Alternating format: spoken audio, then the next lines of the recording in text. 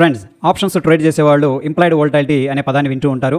Implied volatility for example 10% అనేది చూపిస్తూ ఉందంటే సో ఇండెక్స్ అనేది నెక్స్ట్ 365 డేస్లో 10% అనేది పెరగడానికి లేదా 10% అనేది తగ్గడానికి ఆస్కారం ఉందని చెప్పేసి అర్థం చేసుకోవచ్చు.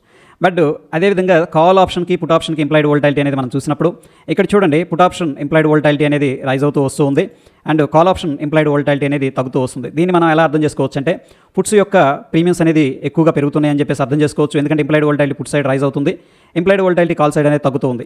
అయితే ఇది ఎందుకు ఇలా జరుగుతుందంటే ఒకవేళ మార్కెట్ కిందకి వెళ్ళిపోతుంది అని చెప్పేసి ఎక్కువ మంది భావించినట్టు చాలా మంది ఏంటంటే పుట్స్ అనేది బై చేయడం జరుగుతూ ఉంటుంది.